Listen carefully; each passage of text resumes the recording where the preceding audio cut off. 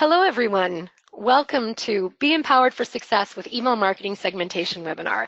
We'd like to take a moment to just thank you all for attending, and thanks for your patience in getting the webinar started. My name is Cindy McKenna. I'm the Customer Experience Manager here at Campaigner, and I'll be your moderator for today's webinar. We're going to talk about a couple of things here before we get started. So I'd just like to advise you that we are recording this webinar, and we will share it a couple of days after the webinar is completed, if you'd like to have a copy. If you have any questions, you can use the chat function, and you can also inform us if there's any audio or visual issues there as well. Okay, so at this time, I'd like to introduce you to our speakers on the webinar today. We have Hank Hoffmeyer. He is a client success representative, also known as our digital marketing infotainer. He's informative and entertaining at the same time. We also have with us today Andy Labra. He is a client success specialist in the customer success team. All right, so let's go over today's agenda. What are we going to be covering? First, what is email segmentation? We'll discuss the core concepts of segmentation. And then how can email segmentation help me? Let's explore the benefits of using segmentation in your email marketing. Take a closer look, an in-depth walkthrough of the top segmentation elements. And then we'll have our Q&A for questions. Okay, so at this time, I'd like to hand it over to Hank and Andy, who are going to take you through the rest of the presentation. Gentlemen? Thank you, Cindy. No pressure, right? Digital marketing infotainer. Sounds like I have a tough job ahead of me today. Thank you, everyone, for joining. It's going to be great to talk about email marketing segmentation.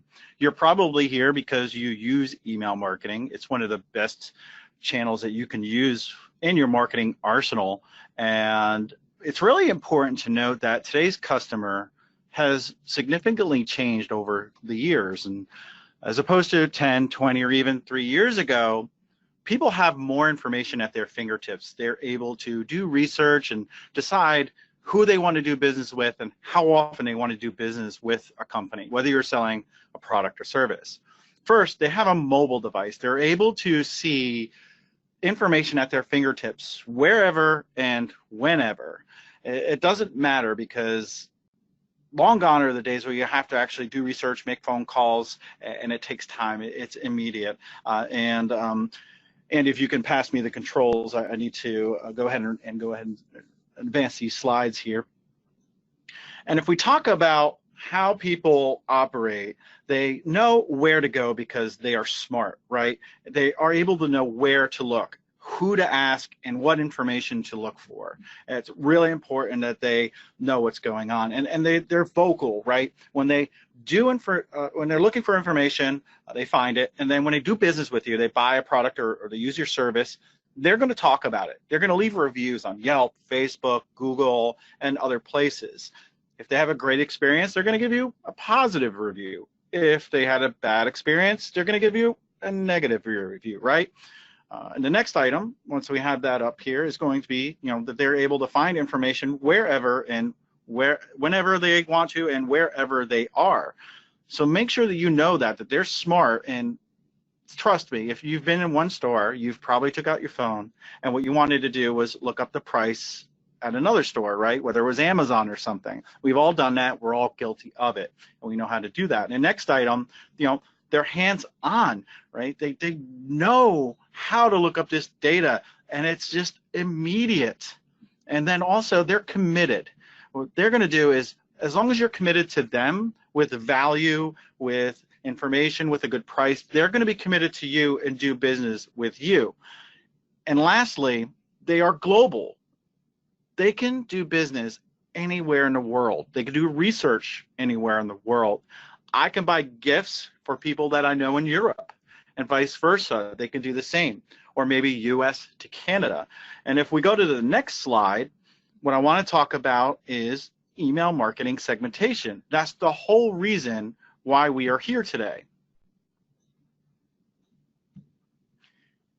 All right, so email marketing segmentation is the best way for you to appeal to today's consumer or customer, right? It allows you to look at folks who you have in your email marketing platform and treat each person differently. And on the next slide, I want to talk about email marketing segmentation. Really what it is, it's a filtered view of your email marketing list. What you can do is take data you have, put it into the system, and say, I want to filter on that. And that could be something like location information, right? That could be information about where they live, the city, maybe what kind of job they have, job title, or it can be how much they spent with you if you accumulate that data. When it comes to email segmentation, it's one of the most powerful things you can use with your email marketing platform. According to the DMA, marketers have found a 760% increase in email revenue from segmented campaigns. That is not a typo, folks. It is triple digits. And every time I talk about this, I usually let people guess, but it's hard to hear you on this webinar because everybody's muted. I'd have you call out a number. People start with single digits. Eventually they get to double digits, but nobody ever gets to triple digits unless I tell them to do so. Email marketing segmentation is the most powerful tool you have when it comes to email marketing. Some more stats to think about. 83% of companies that use at least basic, 83% of companies that use at least basic segmentation for their email marketing, right? Are you part of that 83%? Or do you really need to pay attention to what's going on here today on this webinar and maybe be coaxed to do it more? Because I'm telling you what email segmentation is and why you need to use it. Andy's going to come up after me and he's going to teach you how to use it. Therefore, you'll have no excuses and you'll be an email marketing segmentation ninja by the time we're done today. Subscribers are 75% more likely to click on emails from a segmented campaign versus a non-segmented campaign. Keep in mind, segmentation not only helps you get more email opens, but it helps your click rate. You're sending the right message to the right person at the right time.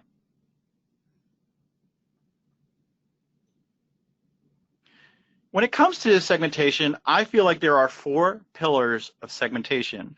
We're going to go through each one. Don't feverishly take notes on this slide because we'll go through each one in particular, but the first one's going to be geographic. The next one's going to be demographic. The third one's going to be behavioral, and the last one is going to be psychographics. So let's jump in and take a look at each of these. Let's look at geographic. You can look at what country people live in. That's pretty easy. You can also look at other items like what city do they live in, if you want to get a little bit more granular. What region, so that's a grouping of maybe cities or zip codes, right? And then you have your zip codes and postal codes, and you can take a look at where people are in specific areas and group them together, or maybe even do a radius of all those zip codes, right? And you can look and see, you know, if they're global, if they have more than one location. Maybe somebody has numerous homes or works in one area and then lives in another.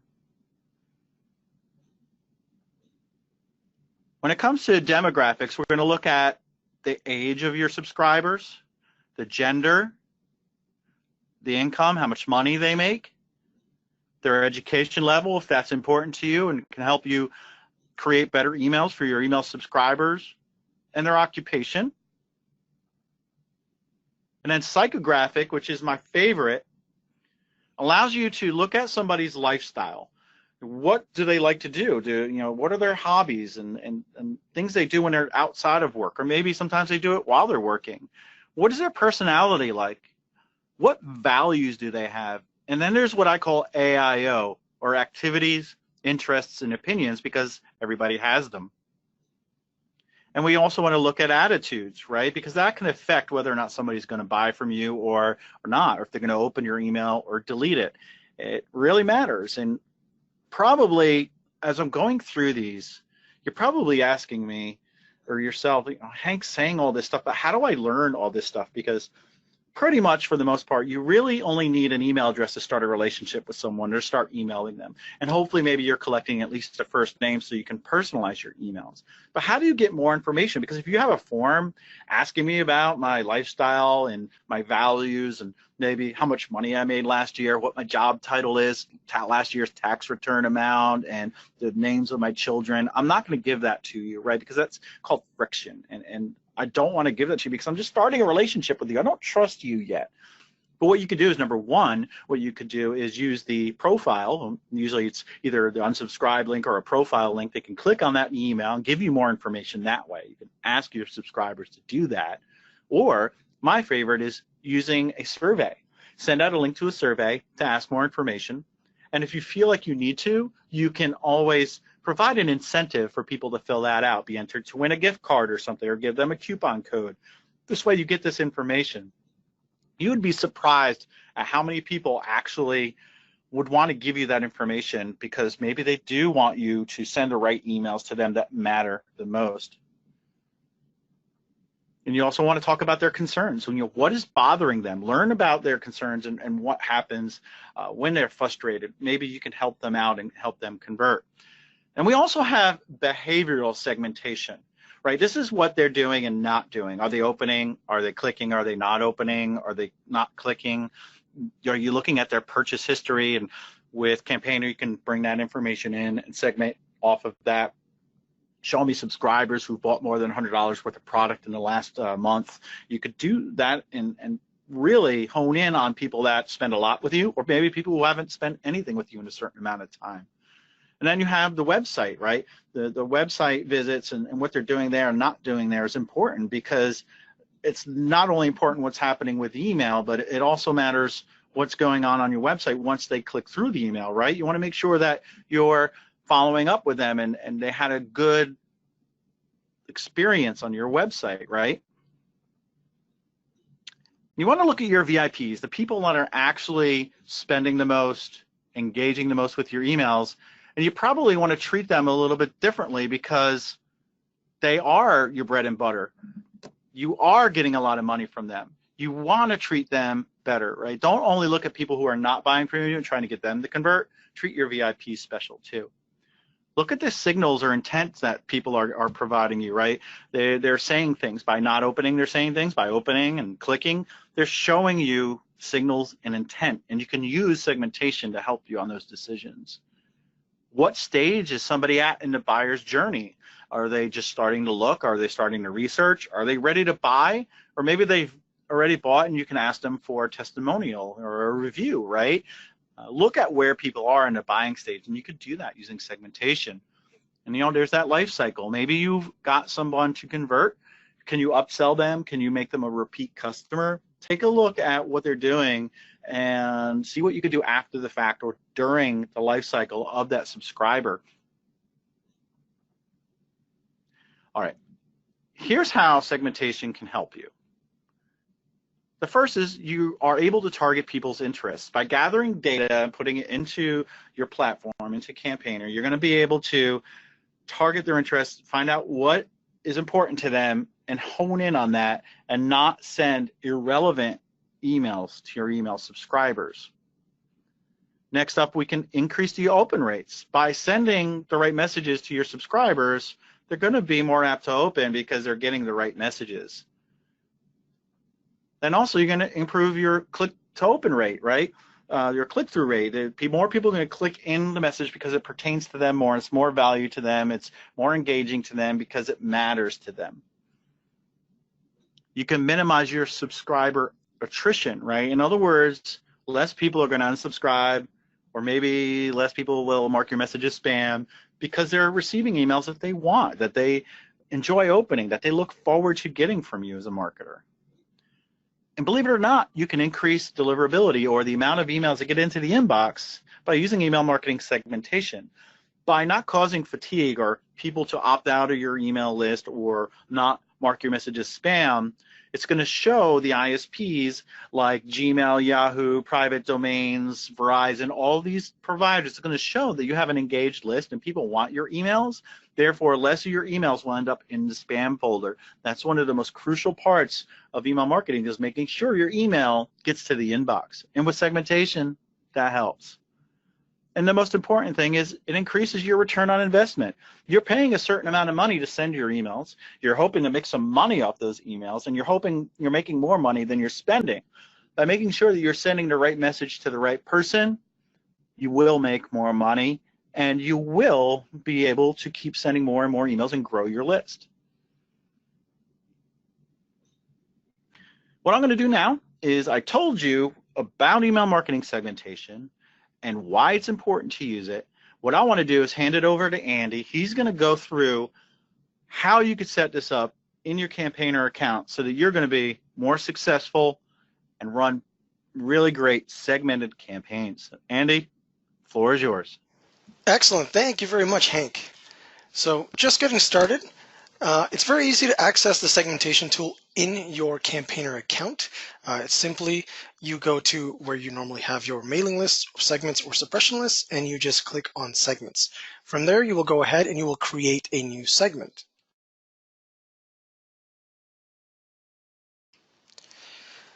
So the first thing you're going to do is you're going to have either filter groups or filter types to choose from. So essentially filter groups, it will just create new groups of filter types. It just helps to keep things nice and organized. I do prefer using this myself.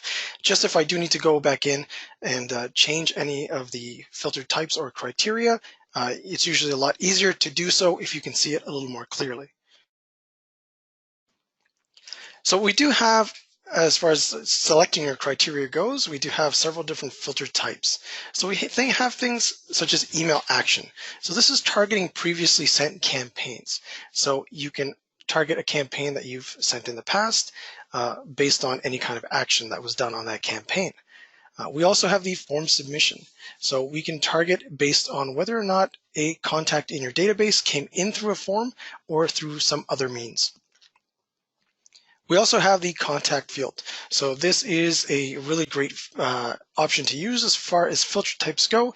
This is dependent on data. So the more data you bring into Campaigner, the better you will be in the long run. If you want to segment, the more data you have, the more you'll be able to kind of finely tune your segments. Then we have the segment or mailing list option. So essentially you can piggyback off of another segment or mailing list that is already created. Then we have the geolocation option. So again, we have the radius where you can pinpoint a location, search the radius around that. And then we also have that zipper postal code where you can actually search a zipper postal code and pick and choose which postal codes or zip codes you want to actually include in your search. The next thing we have is purchase behavior. So anyone that has some sort of e-commerce store, e-commerce integration can heavily benefit from this criteria just because you can search several different aspects of your e-commerce and the purchase behavior. And finally, we do have a workflow filter type. So as far as the workflow filter type goes, if you are using a workflow at the moment, you can actually target a specific part of that workflow and see if people are opening and actioning your campaigns.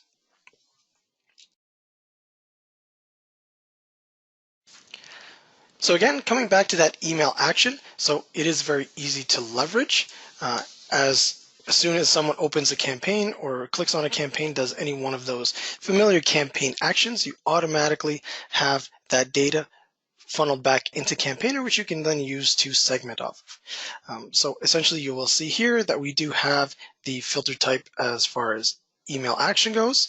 We have the email campaign selected just below that, and we have contacts who did or did not do any one of those familiar campaign actions. So open, click, forward, reply, unsubscribe. So you can target them that way.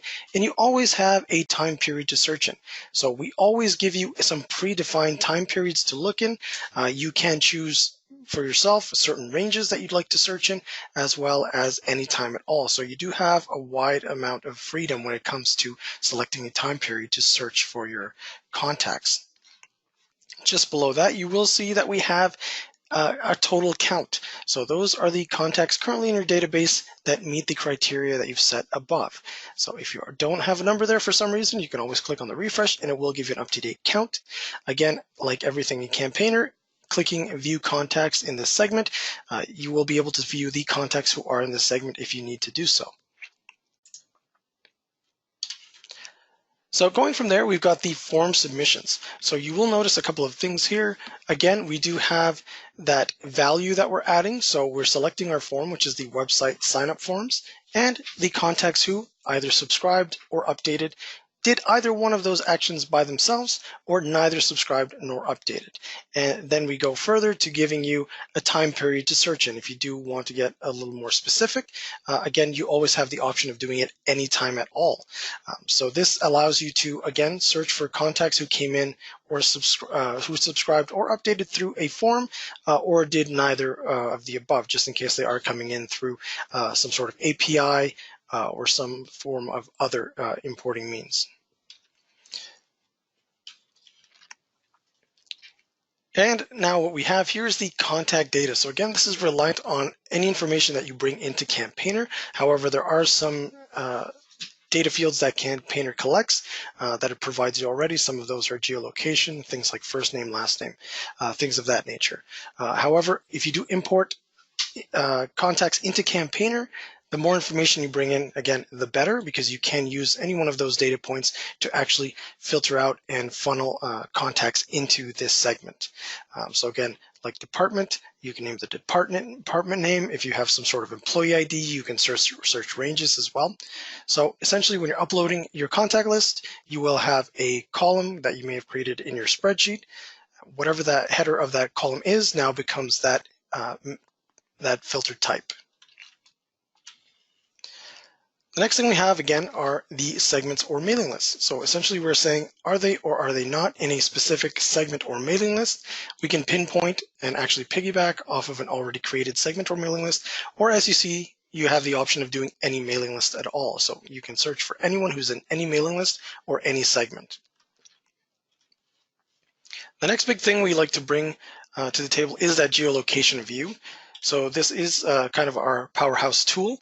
So as far as the geolocation tool goes, you have a couple of options. So the first one we're going to look at here is zone radius. So as far as the zone radius goes, you have the option of changing whether you want it in miles or kilometers. You can also set that radius up front. However, if you do enter an address, a city, anything you might have, you can always click on that view map. It will pop up that very familiar Google map that we're all used to. And what it's going to do is it's going to drop a pin in the center of whichever place you've designated it to look for. And it's going to give you that radius around it. So in this example, it's a 10-mile radius. However, those little white dots around the radius, you can actually grab them, drag, so you can increase or decrease your radius. That little pin, you can also take it and move it around to change your starting point. This is usually widely used for shows or seminars, for example. If you know the hotel you're going to stay at, or if you know the convention center you're going to give a presentation at, you can always plug in the address, and then you can actually target the contacts who have been opening around that area to however much of a radius you're interested in searching. The second option we have here is the zipper postal code tool. So essentially what this does is it gives you that same feature and functionality, but based on a zipper postal code. So you enter your zip or your postal code and you click use map, and again you will get that same view. However, now you'll notice it is breaking it down into the different zip or postal codes. Again, the pin can be dragged, moved around. The radius can be increased or decreased. What you will notice on the right-hand side is that you do have the option to select or deselect which zip codes you want to or don't want to include. So this does let you get very granular with your search. Next, we'll have purchase behavior. So as far as purchase behavior goes, you do have several different options. So you can search using products, orders, categories, things of that nature. You can search their statuses, and basically your values are, have they placed an order? How many have they placed X number of orders? Have they spent X number of dollars? Things of that nature. So you can look for totals and averages. And again, you will have the time period designation that you can also search in. So this is huge. It is very powerful for anyone who is using e-commerce. If you do integrate with Campaigner, all of that information coming in, whether it be pricing, descriptions, SKUs, things of that nature, even your purchaser information can be funneled in through Campaigner, and all of that information can be used when segmenting. And now finally, we're going to the workflow segmentation. So if you do have a workflow, you do have someone going through that journey, you can always kind of target what their actions are. So if someone is using a specific workflow, If there is a specific campaign, if you do want to get a little more granular into that, you can also search that more specifically. But again, you will get the option to search contacts who did or did not do, again, one of those very familiar email actions. And again, you do get those predefined timeframes. However, you do have the specific time in the past X number of days, or again, any time at all. So you can actually pinpoint the location and actions in the workflows. And adding to that, so you can add more levels. So you can pile several different segments on top of each other. So for example, we have one filter group, and then we have another filter group right underneath it. So we can just keep piling these on one another. And essentially what you'll see here, just a quick note, in between the filter groups or the filter types, you will have an and or exception. Essentially what the and or exception does is if it has and in between, let's say these two filter types that we've set up, it will look in your database for contacts who meet both criteria. If you're just using the or exception in between, it will look for contacts who meet one or the other. So you do have the option to basically pile on and use several different filter types and groups. And now kind of getting into the final thoughts. So be empowered to connect with your customers. So the idea of segmentation is really to reach out to them in a way that they want, and in a way that's going to be beneficial to both parties. So what you're doing with segmentation is you're finely tuning your mailing list or your segment to basically target them with information that's relevant to them, right? So this generally will get you and should get you more opens and more click-throughs. Again, segmenting using actions and data is huge because you will be able to see, certain patterns of how people are actually engaging with their emails, how they are responding to your content, and this is really invaluable as far as opens, click-throughs, and ultimately getting that ROI that you're hoping for. So now we'll switch it back to Hank. All right, thank you. And through the information that you learned on today's webinar, we're hoping that you are now empowered to target today's customer that we spoke about during the beginning of today's webinar.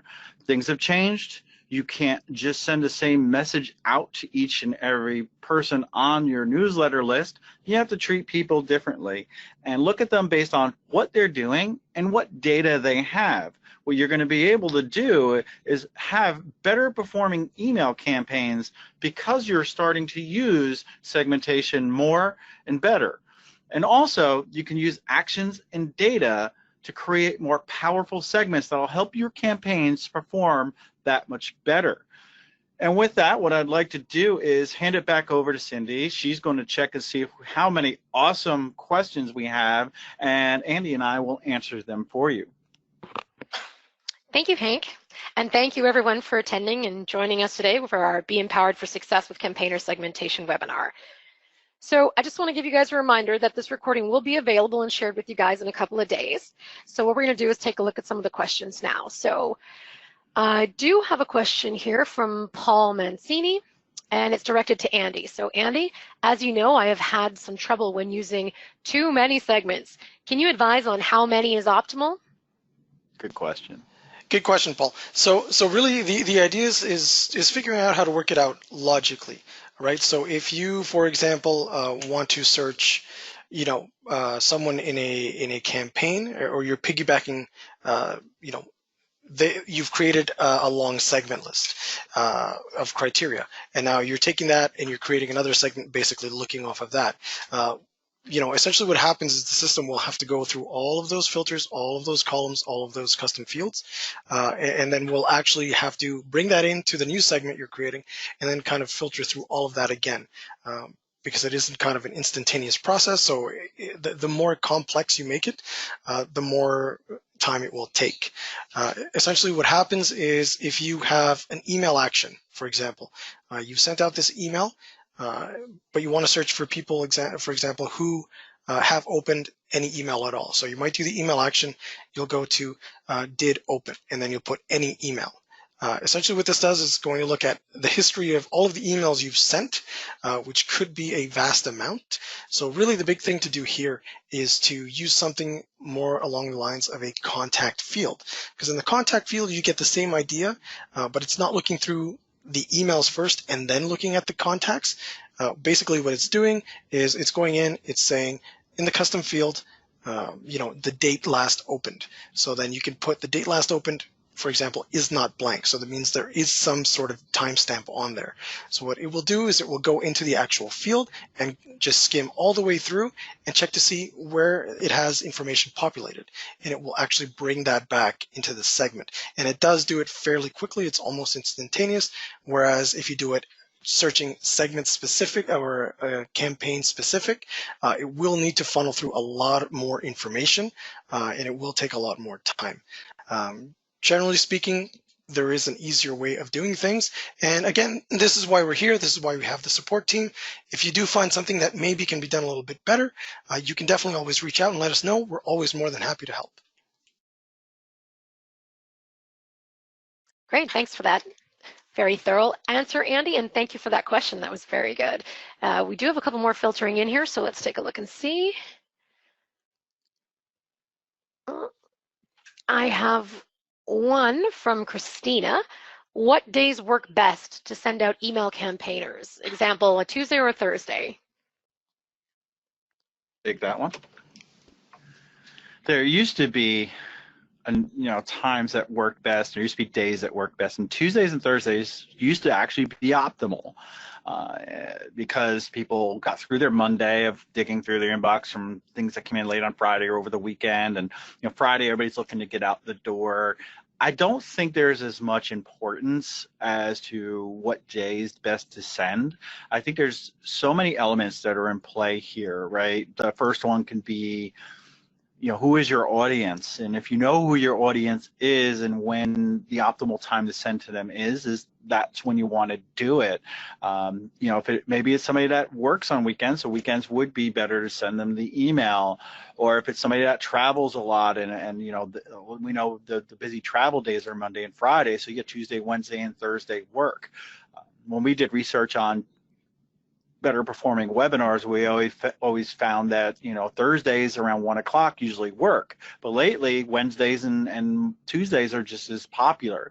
What you'll want to do is probably test your audience and try a couple different days and see which one performs the best, but don't just take one day winning over another as the end all be all. Do it a few times to make sure it wasn't something that it was just an anomaly or what I like to call statistical noise. Yeah, that was a great question. There used to be good times and days to send emails, but I think because we all have cell phones, we all have computers, we have tablets, probably check emails from our refrigerators these days. It's like you just want to get them at the right time, right? So I think it really depends on each subscriber too. Great, thanks for that, Hank, and thanks for that question, Christina. Christina actually had a follow-up question. Would the subject line be a key factor to whether someone opens the email campaign? Andy, do you want to address that one? Yeah, for sure. So yeah, it is a key factor, right? So essentially your subject line is what's going to ultimately decide whether or not they even open it. So really a big thing with this, using segments, if you are using segments, again, targeting the right people, this will kind of help you out. But again, the subject line is a big factor in it as well. So we do have another feature that is called experiments, so essentially A/B split testing, which allows you to test several different subject lines and pre-headers off of one another. We do recommend using this tool.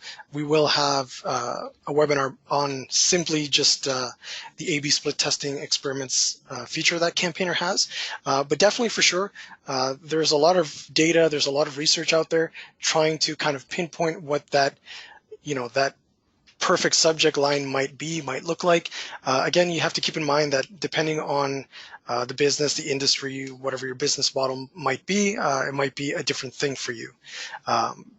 Product-wise, whatever you're selling, whatever you're trying to get them to engage in, it's all dependent on so many factors that you really, using those A/B split testing or experiment features, it really helps you out in the long run. But definitely, it is a big factor, and you also have that pre-header to work with as well, if in case you want to add a little more flavor to your subject line. But it definitely is a very important part. Great, thanks for that, Andy. Looks like we have another question here from Danielle. Danielle wants to know, what happens when a person has 2 job titles? How can we enter that person so that when we need to send emails to history professors, for example? Great Andy, do you want to question. take that, or Hank? Well, basically she's saying that they have 2 job titles. What you probably want to do is have another custom field like job title 2, and then you have job title 1. You just got to be careful when you segment, because you don't want to leave out that job title 2. And I'm guessing you can use the or segmentation in the platform to say if they're a professor, or if they are what would another job title be? A professor or a clerk, right? I just bring that was first one I thought of. But yeah, you can say or, or even and, people that have this and that, or this or that. But that's interesting, because sometimes people do have more than one title or do multiple roles at an organization. But yeah, you can use the or functionality and store in another field. Andy, is that how you would probably recommend doing that? Yeah, so separate fields would probably be the easiest way. I mean, if you did something like a delimiter, like you separated it using a comma or something of that nature, you can always do, this field contains this. But if they have like a main occupation, you can do a main occupation field and then an alternative occupation field, something of that nature. It can work both ways. Great, thanks, gentlemen. That was a tag team effort. All right, so we have another question here from, we have one from Bill. Is there a limit to the amount of segments that I can create? So no, so within Campaigner, we don't limit the amount of information you have and store in Campaigner. So that goes again for contacts, any kind of custom fields that you create, and segments. So we do not limit on that at all. So by all means, you can create as many segments as you want. That's exactly what we do, because that's ultimately in the long run, that's what's going to give you the most success, right? So it's really a big factor in sending emails. So we don't want to limit you to having 5 options, right? If you want to make 100 segments, by all means, go ahead and make 100 segments. Great, thanks guys. There are a lot of questions coming in, so I just want to remind everyone, if we don't get to all of them during the live webinar, we will follow up and answer any unanswered questions via email. Okay, so we have another question here from Amanda. With so many options for segmentation, how do you balance segmenting by topic versus by region, in the country versus behavior? Is it better to balance them all or pick which ones are for you? That is a great question. I'll start with that one. It depends on your goal too, or how you want to target people. You may want to use both, right? You could say, I want to pick somebody in this region or country and who has not opened an email in the last 3 months, right? Or maybe you want to target somebody specifically in one city that has opened a lot of your emails. You can use the comparison, or you want to call it the conjoining information, so that it allows you to really hyper target.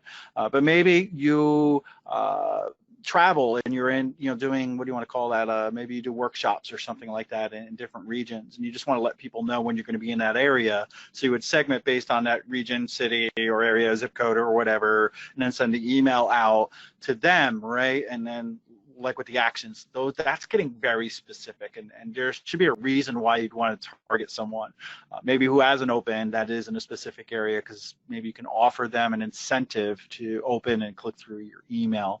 But yeah, it's good to use sometimes good range of information, and other times it's good to just use one specific type of data. Excellent, thanks Hank. All right, let's see, what else do we have coming in here?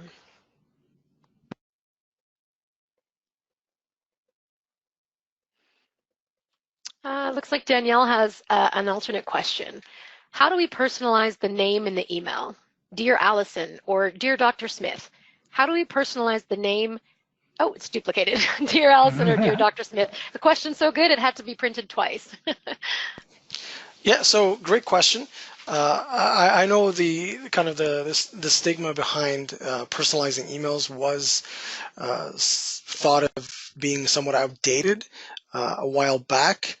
That's not really the case anymore. I think it's just the fact that people, there was so much surrounding that, for the past little while that everyone stopped using it. So it looks like it's a thing that's coming back now. Personally, I'm more inclined to open an email that comes in with my name in it, because I don't exactly give my name unless it's something that I'm purchasing or something I'm actually interested in. So when I do see my name, that's kind of a big flag that I should probably look at it, or I might want to look at it. So again, that's something that can be done very easily, but it is data dependent, right? So if you're importing your contacts and your contacts all have a first name field, for example, and you have those names all filled out, all populated in those fields, then you can simply go in and use a merge field, right? So using any one of those custom fields, you can use merge fields in order to plug that into a campaign, whether it be a subject line, a pre-header, or even in the actual body of the email, right? So if you wanted to say, hello, Danielle, in the subject, pre-header, or body of the email, you can definitely do that. You do have the option, but again, you have to have that information brought into Campaigner somehow. If you are using some sort of e-commerce platform, that information can be pushed in along with all of your other e-commerce data. Great, thanks, Andy. Let's take a look and see here. There's questions are just flooding in. Cindy, really quick, somebody said that the audio was gone. I did put in the chat. We just want to make sure everybody's able to hear us. If somebody can let us know in the questions or the chat that you're still able to hear us. We're going to keep going, but we just want to make sure everybody can hear us. Oh yeah, great. Thanks for that, Hank. Yeah, everyone seems to be okay. I'm hearing everything okay. It might have just been with that particular participant's audio, but guys, let us know for sure. We want to take care of that for you. So let's see, what other questions do we have here? I have a question from Ramon. Can contacts be targeted by time zone? Yes, for sure. That is definitely an option. So again, this is one of the many data points that Campaigner collects for you. So essentially what it does is the way the geolocation segmentation works, for example, is Campaigner will check to see when someone opens or clicks or does any kind of action. So normally it's dependent on opens. So a unique open, let's say someone is opening, for example, in New York City. So what's going to happen is the actual internet service provider that person is using is going to push back their IP address. Using this IP address, we'll be able to pinpoint where they are opening the emails. So this kind of falls along if you're using custom fields, if you don't want to go as far as getting granular and using that zipper postal code region. We do have contact fields that Campaigner creates based off of this geolocation data as well. So we'll have GeoCity, GeoRegion, GeoCountry. So for example, if it was New York City, GeoCity, GeoRegion, you can do New York State or any other kind of state that you might have in mind if you want to actually filter it out that way. GeoCountry as well, and it will also give you those timestamps and in the time zones. So you can specifically target them at completely different times. This is usually good if you are monitoring, for example, people on the East Coast. When are they usually more likely to open? You can target them based off of that instead of sending it from your own time zone. Time zone based sending is great because then you can kind of pinpoint what time you want to be hitting their inbox. So if you want to get to them very early in the morning, you may want to put that you want to send to them at 8 o'clock in the morning in their specific time zone, because you might be sending from your time zone when it's 4 o'clock in the morning. And then by the time they actually get up and check their emails, your email is going to be far down the list of emails they've just gotten. So it is something to keep in mind, but definitely time zone segmentation is something we can do. Excellent. Thanks, Andy. We have another question here from May. May wants to know, is it possible to create a one-time workflow for an email blast sent to multiple email lists? We are a franchise company, and we sometimes send an email blast to contacts coming from multiple stores with dynamic fields of their own store info. How will that impact the dynamic fields? So again, using something like that, so there are a couple of options. So if you are sending out campaigns for several different, for example, companies or franchise stores in this case. There's kind of two ways to go about it. So you can definitely use the one account, upload all of your lists. Again, keeping in mind that the lists should be separated for each of the different locations. And then you can go in and you can populate it using things like dynamic content, right? Or even conditional content. So it will look at essentially all of the criteria for that contact that's receiving that campaign. And it's really going to base what they see off of that. So using dynamic content or conditional content, you can pick and choose what you want them to see. So if this specific person is attached to this specific mailing list, or perhaps they have a specific franchise location attached to their email address, which is the way we identify. So that's our unique identifier, the email address. Essentially what's going to happen is if they are part of this mailing list and you've now entered that in a dynamic content coding around the piece that you want them to receive. So again, they can receive things like images or text, bodies of text, it doesn't really matter. Dynamic content works for everything. So essentially you're creating a campaign and tailoring it to several different mailing lists or segments, but you're only creating that one campaign. You're just designating within that campaign what you actually want them to see. So it's just figuring out what you want them to see and how you want them to see it. So let's say mailing list 1, you've set up that they're supposed to see a specific image and specific body of text. They will receive it and they will only see that specific image or that specific body of text. So you can do it that way. The alternate way of doing it is through sub-accounts. So if you did want to keep everything completely separate, you can definitely do that. Just keep in mind, you have things that are like Campaigner where you have a contact-based system. So if you do have one main account for all of your franchise locations, and you have an email that is duplicated across all of those mailing lists, if they unsubscribe from one mailing list, they're globally unsubscribed from your entire account. Because again, this is a permission-based system. It's keeping with all of those spam regulations and best practices out there. So if they unsubscribe from one location, they're globally unsubscribed from everything. Normally, what I would recommend personally is using the sub-account method. Keep everything separate. So even if they do unsubscribe from one location, that is only directly affecting that one sub-account. So, I mean, again, you can use the account however you see fit, however it kind of fits a little more with your business model. It will be a lot quicker just to have the one account and have everything piled in there. However, there is that use case of splitting it up in the sub-accounts, which I feel is a little more kind of user-friendly and less prone to any kind of human error.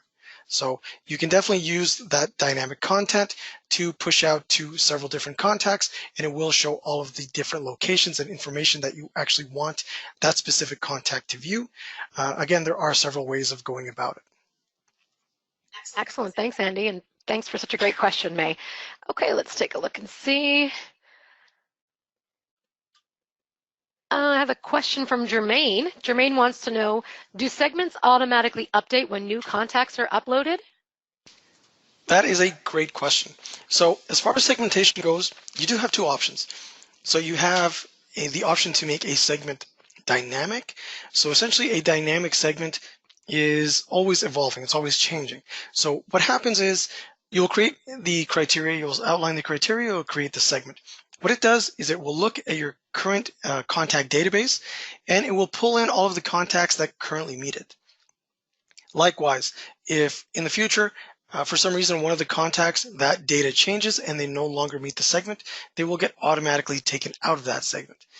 If someone that doesn't meet it right now, in the future, something changes, they now meet it, they will get pulled in automatically. Again, with the import of contacts, when you import contacts, as soon as you import a contact, if they meet that specific segment criteria, they will automatically get pulled into that segment as well upon the importing process. The other option you have is to do a static segment. So essentially the static segments is a snapshot in time.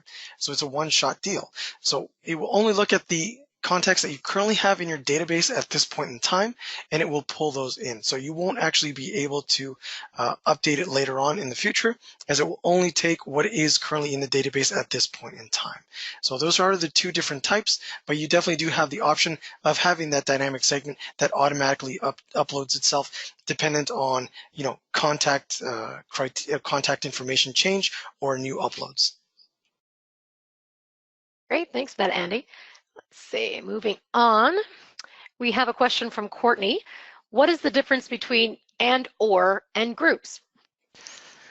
So and, or, essentially what it's doing is if you have two different criteria set up, if you put an and in between, essentially that exception is saying, look in my contact database for contacts who meet this and this, right? So both criteria will need to be met in order for that contact to be pulled into that segment. On the flip side, you'll have that or exception. So it will look for contacts who meet one or the other. So does it meet this criteria or this criteria? And then it will pull them in that way. So that's essentially the difference between the and or. And as far as the groups go, it's more for organization purposes, really. So you can have a group, for example, if we have two criteria, if they are in this mailing list and their status is soft bounce, for example. So look for contacts who, meet this criteria and that criteria as well. So if they were in this email and their status is soft bounce. Now, what you can do is if you want to keep piling more on there, you don't have to keep just adding to that group. You can add a new filter group, right? So it will in turn keep everything separate. So later on, if you do go in and you want to alter things, it is a lot easier to see. It's a lot more visually pleasing. Instead of going through 20 criteria or filter types that you've set out, you can actually see them in chunks as far as groups go.